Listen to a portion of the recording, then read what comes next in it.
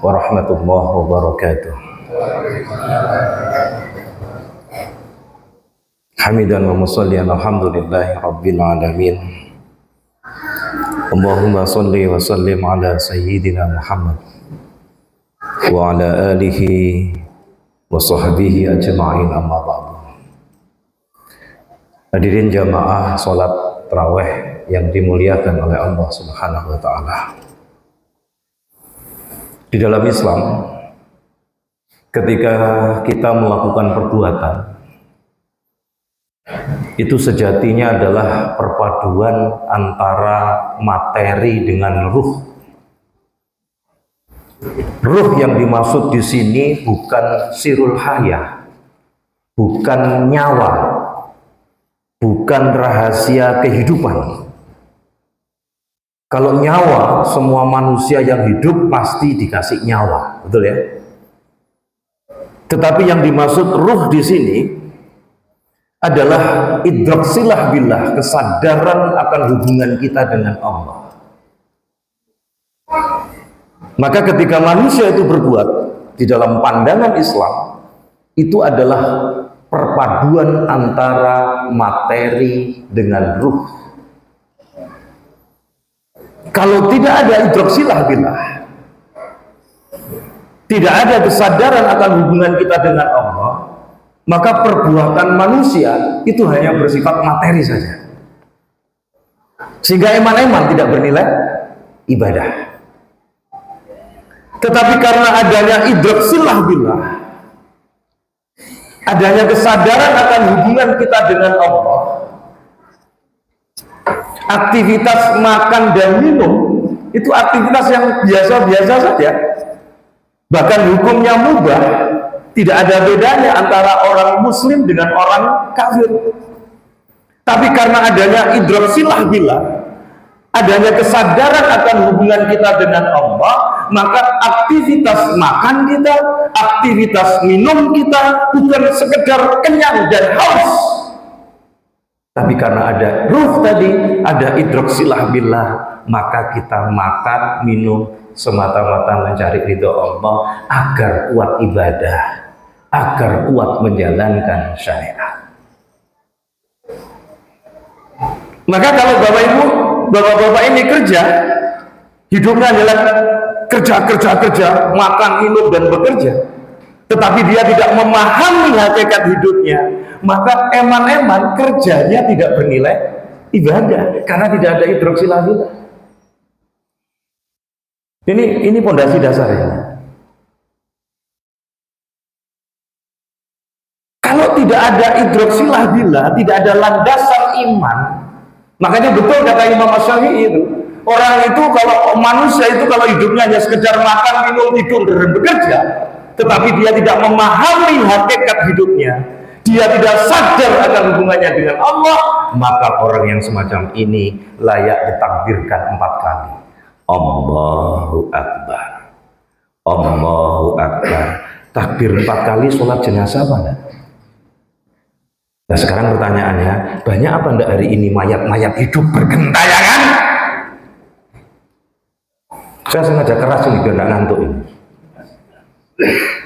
Saya sudah lama enggak kesini karena kemarin hampir 15 hari saya di Bontang. Maka adanya ruh di sini, adanya idrak silah billah, kesadaran akan hubungan kita dengan Allah, inilah yang disebut dengan landasan iman.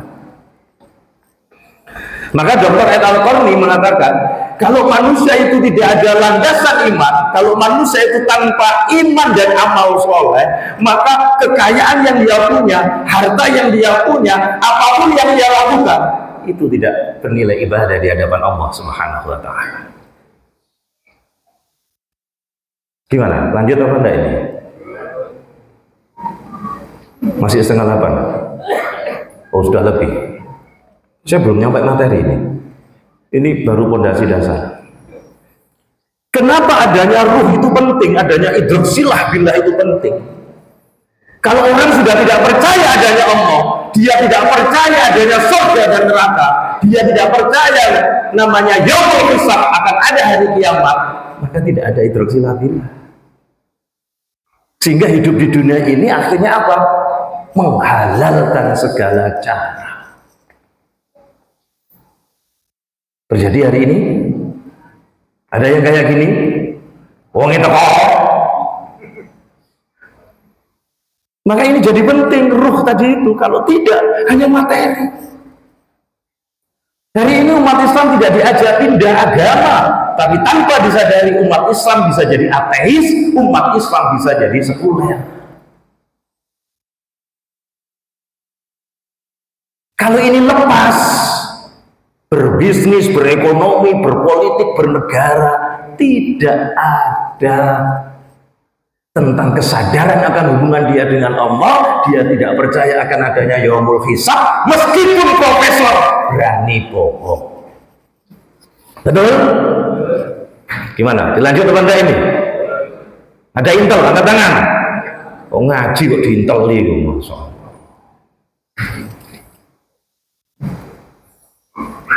Kadang ngaji ini gitu gurune gak dirungokno. Metu. Jadi ngaji ini kurang piknik. Saya kemarin di Bontang ketemu temannya Safik bahasa lama. Ketemu berbagai ormas itu semua bisa bersatu.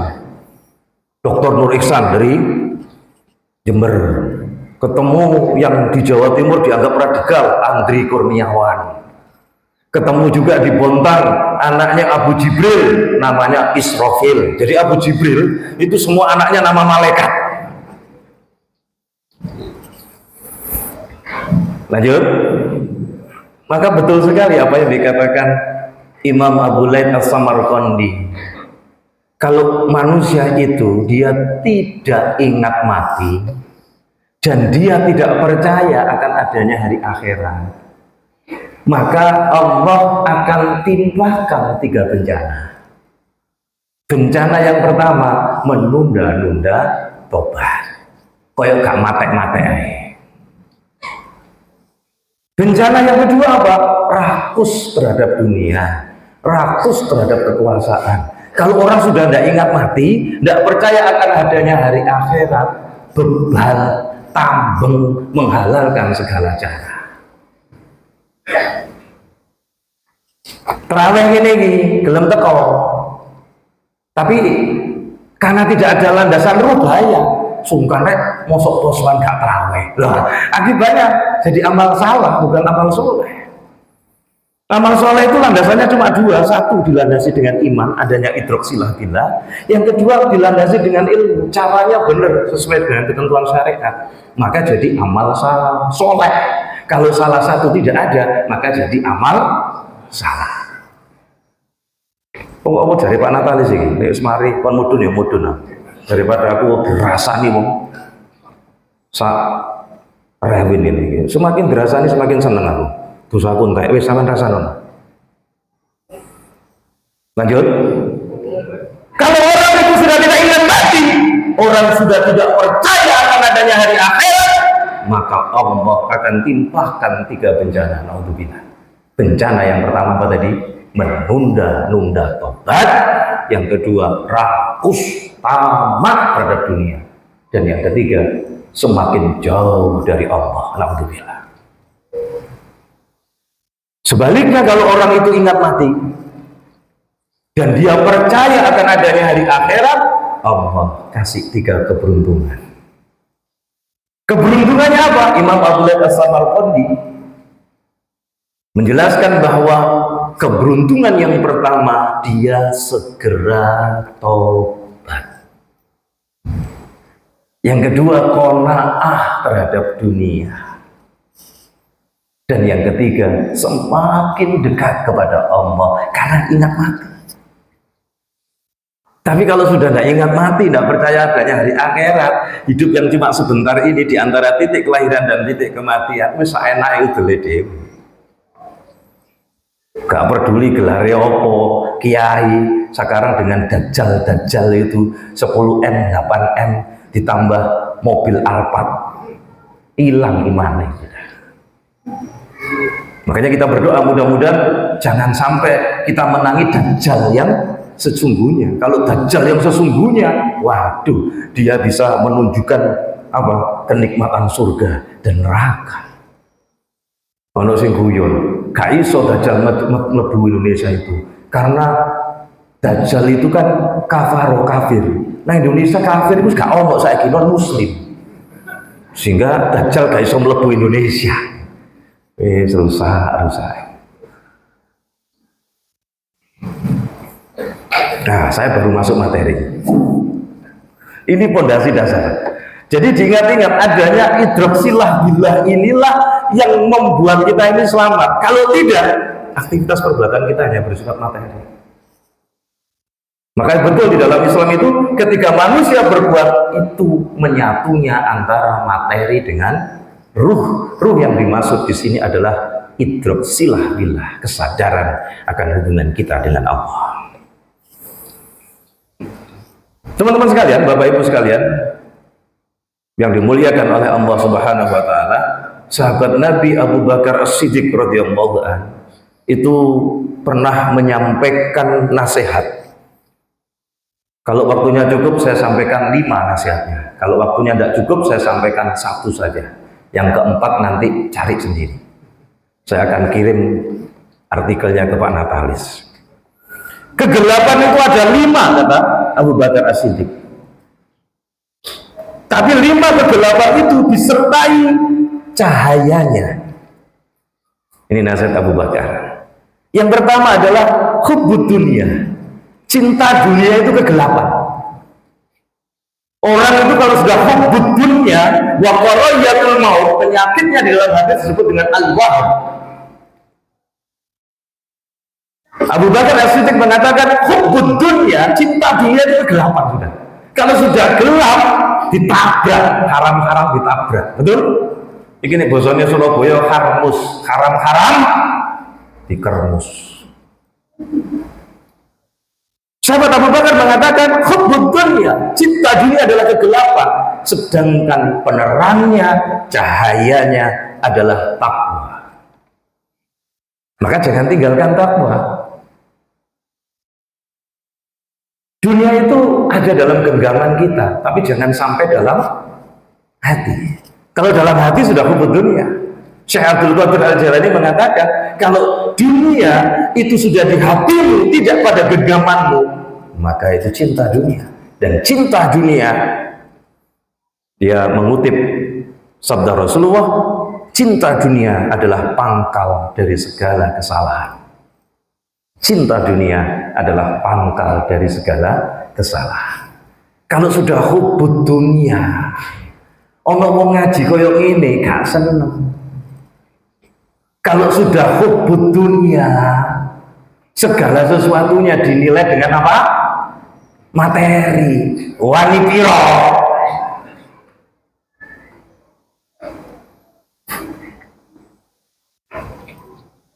Maka Syekh Abdul Qadir Al-Jailani mengatakan, maka dengarkan, tunaikan semua perintahnya. Saya ini kadang-kadang ketemu wong macam-macam, Pak. Ono wong gak gelem sholat jarine aku wis eling mbek Gusti Allah. Aku sudah sampai pada makrifat. Padahal yang sering kali dikutip Syekh Abdul Qadir Jailani itu mengatakan kalau orang mengaku cinta Allah maka harus mencintai nabinya, kata Syekh Abdul Qadir Jailani. Dan cinta nabinya, cinta Rasulullah itu mencintai ajarannya, mencintai syariahnya, mencintai sunnahnya. Maka beliau mengatakan bohong kalau ada orang mengaku cinta Allah, cinta Rasul, mengaku mengenal Allah tapi tidak jalankan syariah. Loh, ini Syekh Abdul Qadir Al-Jailani. Saya baca 3 kitab itu. Ini kadang-kadang kelihatannya rohani tapi roh halus. Usahaku ini harus mengenal Allah, usahaku spirita. Wah, itu tak dengkulmu. Ini ngaji ini gak piknik, ini bahaya ini. Saya ngajar di Lirboyo, saya setiap Sabtu malam Minggu, Sabtu dan Minggu itu saya ngajar di Pasca Sarjana Lirboyo. Jadi Gus-Gus dan Ning-Ning itu rata-rata juga murid saya. Saya nyeleneh-nyeleneh gak seneng. Syekh Abdul Qadir Jailani mengatakan sendiri, kalau orang mengaku cinta Allah, maka dia mencintai Rasulnya.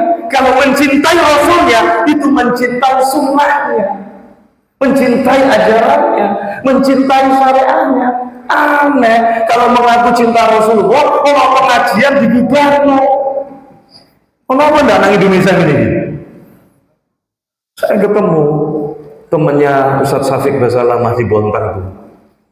Kita berbagi, orang masya Allah, kita harus sudah ada ya Allah.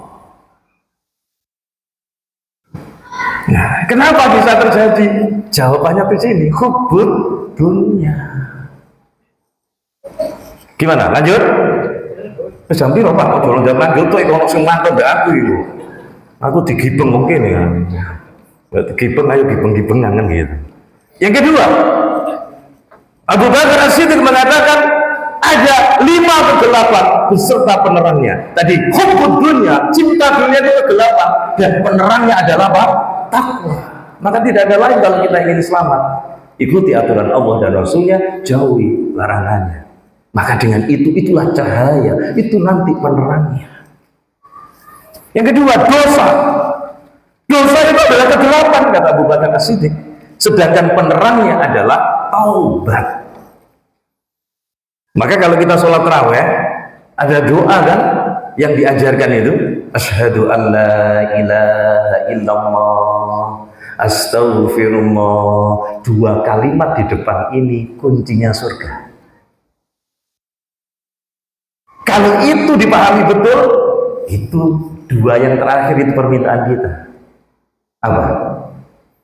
Astaghfirullah, as'aluka jannah, as'aluka ridhoka wal jannah, wa na'udzubika min sakhatika wan nar. Bukankah yang belakang ini permintaan semua manusia? Betul? Minta dimasukkan oleh Allah ke dalam surga dan dijauhkan dari api neraka. Dan ternyata apa? Kalimat doa yang sering diajarkan itu mengajarkan kepada kita jangan tinggalkan tauhid. Tadi asyhadu alla ilaha illallah. Yang kedua, jangan tinggalkan, jangan lupa taubat. Abu Bakar As-Siddiq mengatakan dosa itu kegelapan, sedangkan penerangnya adalah taubat. Maka segera hijrah, segera taubat. Saya sering kali mengatakan hijrah total, taubatnya total, taubatan nasuha. Hijrah bukan karena keren, hijrah bukan karena tren, hijrah juga bukan karena friend, tapi semata-mata mencari ridho Allah. Maka sekali lagi ada ruh ini, ada idrok silahillah. Kalau hijrah karena friend, begitu friendnya kok gak asik mana, balik lepas kerudung. Betul? Kalau hijrah karena apa? Tren, kalau trennya sudah nggak tren lagi, ucun. Betul apa enggak? Hijrah bukan karena tren, bukan karena friend, bukan karena keren, tapi semata-mata mencari ridho Allah. Maka taubatan nasuha itu adalah penerang. Saya kemarin udah nulis ada 4 yang menyebabkan sebuah negeri itu dijaga oleh Allah. Salah satunya adalah pemimpin yang adil dan tidak mendolimi rakyat. Itu disebut oleh Imam At-Tabari di dalam tafsirnya. Yang kedua adalah ulama yang lurus di jalan hidayah Allah. Wah, ini kalau ulamanya gawat ini. Dan yang ketiga, orang tua yang sadar akan pentingnya amar ma'ruf nahi mungkar sehingga anaknya dididik untuk melakukan amar ma'ruf nahi mungkar. Dan yang keempat adalah apa? Wanita-wanita yang menutup aurat. Kalau keempat-empatnya ini tidak ada, maka tidak usah bingung kalau gempa itu terjadi. Nggak usah bingung nanti akan terjadi musibah bencana, karena yang menjaga, kata Imam At-Tabari, yang menjaga sebuah negeri itu akan terhindar dari malapetaka. Yang pertama tadi apa? Pemimpin yang adil, tidak dolimi rakyat. Yang kedua, ulama yang ikhlas di jalan Allah, ulama yang di atas petunjuk Allah, bukan ulama ulama yang. Dan yang ketiga adalah orang tua yang sadar betul pentingnya amar ma'ruf nahi mungkar. Dia mendidik anak-anaknya untuk mencintai Allah dan Rasulnya, untuk mendakwahkan Islam, melakukan amar ma'ruf nahi mungkar. Dan yang keempat adalah wanita yang menutup auratnya. Nah, kira-kira dipikir, kira-kira 4 niki ono apa enggak saiki? Nah, iki nek gak ono dhewe siap-siap, ayo pantaskan diri kita. Disebut oleh Abu Bakar As-Siddiq tadi, dosa adalah kegelapan, sedangkan penerangnya adalah taubat. Yang ketiga, kuburan adalah kegelapan, sedangkan penerangnya adalah kalimat La ilaha illallah Muhammad Rasul. Kalimat tauhid ini, syahadat tauhid dan syahadat Rasul ini.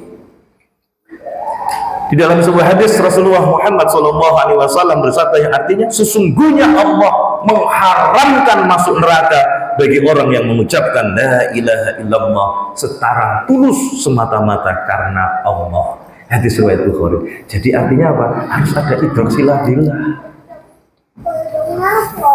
Mungkin ini yang bisa saya sampaikan karena waktunya sudah jam 8 lebih 10. Ya, nanti materi lengkapnya saya kirim ke Pak Natalis. Dan ini sudah direkam. Ini kan perintahnya BNPT, Badan Nasional Penanggulangan Teroris. Jadi setiap mubalek direkam kabeh. Mungkin ini yang bisa saya sampaikan, kurang dan lebihnya saya mohon maaf. Wassalamualaikum warahmatullahi wabarakatuh.